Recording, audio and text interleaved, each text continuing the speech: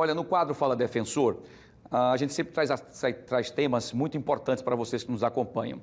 E todo mundo sabe que pagar pensão para o filho menor é obrigação do pai ou mãe que não vive com a criança, mas para parentes adultos. Será que essa obrigação existe também? Vamos saber, né? Vamos conversar agora com a defensora pública, a doutora Bruna Cavalcante, e descobrir o que são as pensões diversas. Será que você pode ter direito a uma? Vamos saber. Boa tarde, defensora, mais uma vez, muito obrigado pela sua participação conosco aqui, para falarmos sobre assuntos tão importantes e muitas vezes até desconhecidos da grande população, né? Como esse caso aí da pensão diversa, né? A gente quer saber o que é essa pensão diversa, doutora, e seja bem-vinda, doutora Bruna. Muito obrigada, Wilson. Boa tarde a todos. Pois é um tema que realmente muitas vezes passa um pouco despercebido da população, né? Mas é um tema realmente bem importante.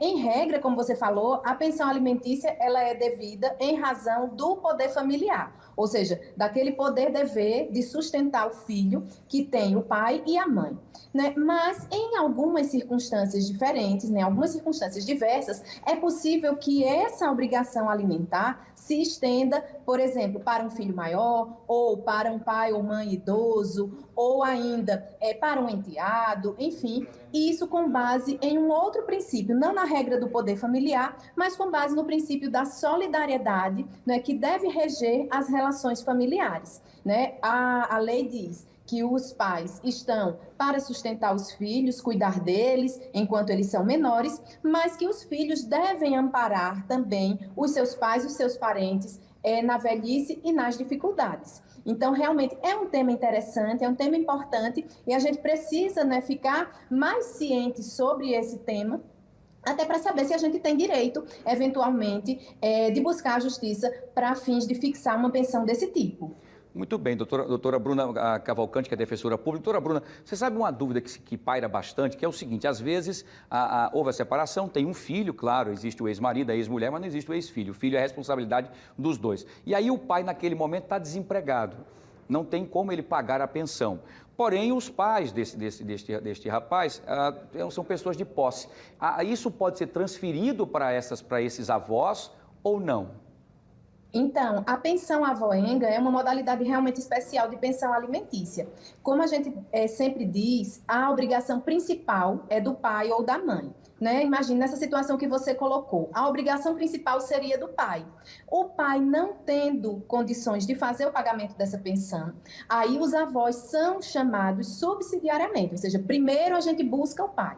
Não conseguindo fazer com que esse pai pague a pensão alimentícia, aí a gente vai atrás, né, vai subsidiariamente ali buscar a pensão dos avós. É o que a gente chama de pensão avoenga, ou alimentos avoengos, certo? Isso porque, na relação de ascendente e descendente, a gente sabe que essa relação ela é infinita, né? Então, na falta de um, do mais próximo, que é o pai, os mais remotos, ou seja, os avós, são chamados, sim, ou a complementar essa pensão, caso o pai possa pagar uma parte, mas não possa pagar tudo, ou para que os avós paguem a pensão na sua integralidade, caso esse pai realmente não tenha condição nenhuma de fazer o pagamento da pensão.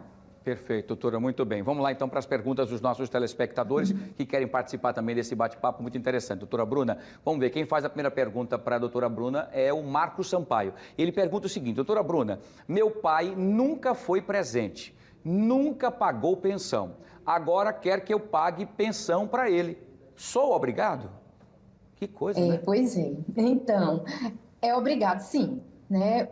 A gente sabe que às vezes gera um sentimento até de injustiça, né? Mas, puxa vida, eu era pequeno, me abandonou, nunca quis saber de mim, né? Nunca teve nem aí para mim, mas quando chega na velhice e a pessoa, né, o indivíduo já está adulto, capaz, ali, deu um jeito, muitas vezes a mãe sustentou sozinha, aí esse pai vem requerer pensão alimentícia. E pela lei, ele vai ter direito sim, né? Isso porque, como eu falei, a gente está regido pela relação de solidariedade. Mesmo nunca tendo havido solidariedade de uma parte para com a outra, a lei não diz, não faz essa distinção, né, de dizer que só vai ter direito o pai que amparou o filho quando o filho era pequeno. A lei é indiferente a isso.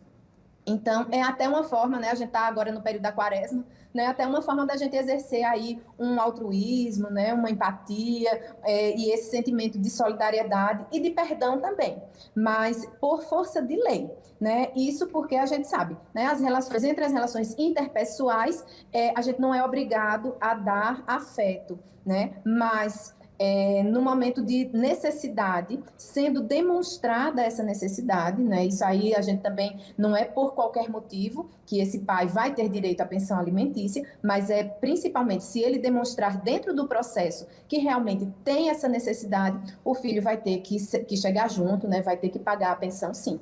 Caramba, pois é, muita gente não sabia, eu mesmo não sabia disso. Pois é, a doutora Bruna sempre trazendo informações importantes. Vamos lá então para a segunda pergunta de hoje, quem quer participar desse papo com a doutora Bruna Cavalcante, é a Sônia de Oliveira. Doutora Bruna, ela pergunta o seguinte: doutora Bruna, eu precisei sair do emprego por causa da faculdade em tempo integral. Se eu buscar a justiça, vou ter direito à pensão do meu pai? Esse também é um tema bem interessante, né? O que é que a gente tem visto sempre na jurisprudência, ou seja, nos julgados, nos casos práticos que a gente atua? Normalmente, essa pensão, que é devida ao filho até os 18 anos, ela pode ser estendida até os 24 anos de idade, desde que esse filho demonstre a necessidade. Se, como acontece com a nossa amiga Sônia aí, ela está matriculada numa faculdade que ocupa o tempo integral dela, ou seja, ela tem aula de manhã, tem aula à tarde, às vezes tem até aula à noite, dependendo do curso, ela não vai conseguir arrumar um emprego, né, porque ela não vai ter tempo. Então, vai ser necessário que ela faça frente às despesas dela. Então, é possível sim, ou que essa pensão, se ela já tinha, seja estendida, ou que ela entre com uma ação nova de alimentos, né, demonstrando que está matriculada, que o curso dela ocupa o tempo dela todo e que ela não tem condições de fazer, de arrumar um emprego, de trabalhar para fazer frente às suas despesas. Então, nesse caso, ela tem direito sim. Muito bem. E, doutora Bruna, as pessoas que talvez estejam em situações como essas ou outras diversas, até pelo tema que nós estamos constantemente falando, elas podem procurar a defensoria como uma forma também de orientação jurídica para saber se elas estão dentro desse contexto, podem?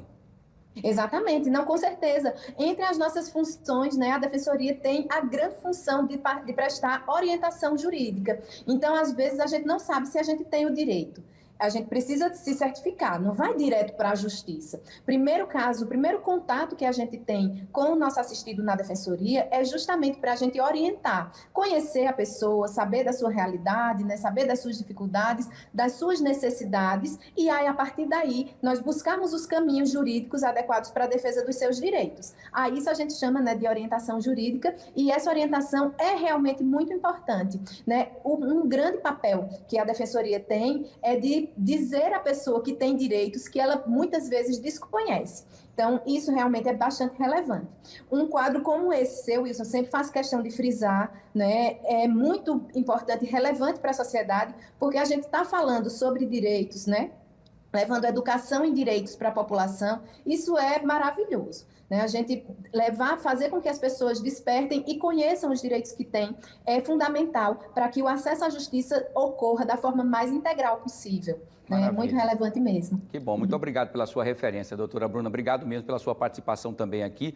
Bom final de semana, já estamos na quinta-feira e até a próxima, se Deus quiser. Tá, até aqui na telinha também está o Disque Defensoria 129, também tem aqui o e-mail também, você pode acessar também aqui da Defensoria, defensoria.al.gov, é o site da Defensoria, defensoria.al.gov.br. Doutora Bruna Cavalcante, mais uma vez, muito obrigado. Excelente sempre a gente conversar com a senhora aqui, porque a gente esclarece muitas dúvidas e traz essa luz para que, como a senhora bem disse, eu vou botar na justiça.